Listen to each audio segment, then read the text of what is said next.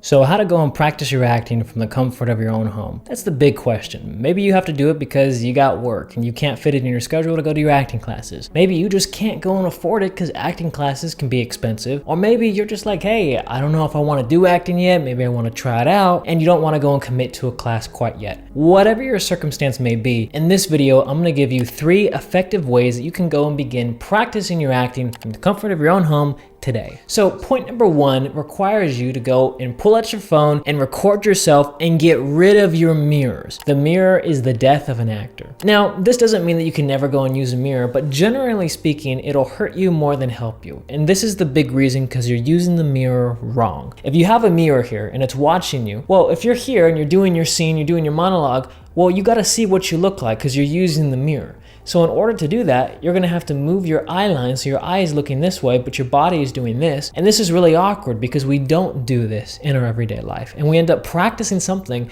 that we never actually do. And it makes it more ineffective for us because then we can build bad habits for ourselves. So instead, doing the same monologue or the same scene, pull out your phone, put your phone here and have it record you. So then you don't have to go and bother looking at what you look like, because after the minute or 2 of your monologue or scene, you can just go and end the recording, watch it back, and then you can see how you did. Now, one of the things that I like to do when I go and watch myself is I'll take notes and I'll see, okay, hey, could I have done this moment better? Hey, you know what? I was talking a little bit too loud in this moment. I didn't have to do that. Or maybe I was talking a little too quiet and I couldn't hear myself. The point is I'm trying to be my own coach, because I don't have my own coach there. I'm with myself. But the thing that I do know when I watch a movie or I watch a TV show, I know when the acting is bad. I can tell when something's off. Well, I can do the same thing when I'm watching myself. I can know, okay, acting's a little off. I need to work on it. And what I'm going to do for myself is I'm going to play with different things. Maybe it's with my voice, maybe it's with how I'm looking, maybe it's with my physicality, but I'm going to try different things. And ultimately, by doing that, I learn so much about myself. You'll be surprised how much you actually learn about yourself from doing this type of practice. It's really effective. Now this leads me to talking about point number 2. Now point number 2 has to deal with mimicry. Now you've probably heard acting instructors or maybe just actors talk about this before, people watching. So people watching is when you go to the mall or you go somewhere public and you sit back and you just literally go and watch all the people going by.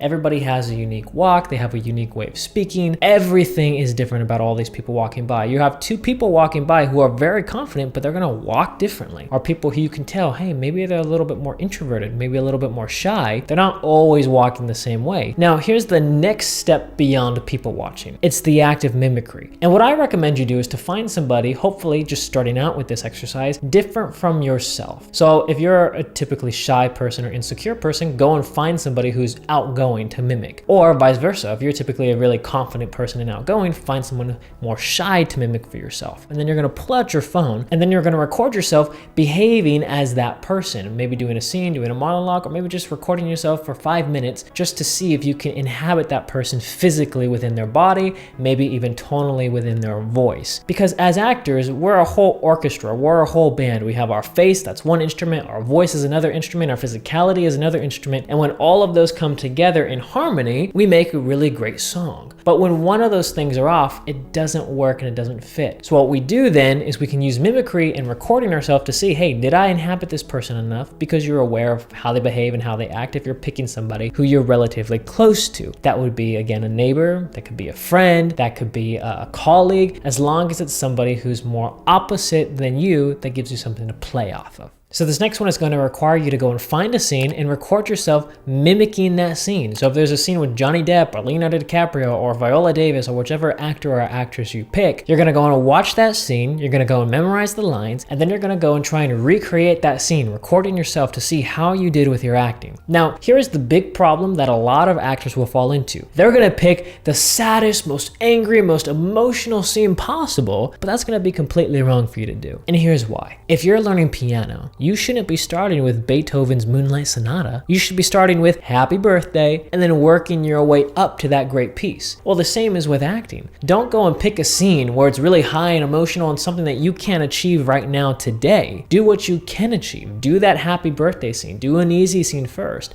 Get used to working with that and then gradually build up. Because if you do something too big, 1, it's going to look bad, and then 2, you're going to get discouraged and you're not going to know why your acting isn't appearing real and honest. It's because because you're picking a Beethoven piece where you're not ready to be there quite yet. So work in steps, do the steps properly for yourself, and then you're gonna find it's more fun and you're gonna find it'll be more rewarding. So I hope you all like this video. Make sure you subscribe to the channel so you stay up to date with everything. Give this video a thumbs up. Don't forget to subscribe because we're posting 2 videos a week now, and share this video for anybody who might find it helpful for themselves. Also, if you're interested in our 10-hour acting masterclass or 2.0 version to really go and increase your acting, bring it to the next level, that's gonna be down in the description down below and also in the comment section. And if you wanna watch a video that just goes in tandem with this one to help improve your acting, then go ahead and check out this video right over here. I'll see you later. Bye-bye.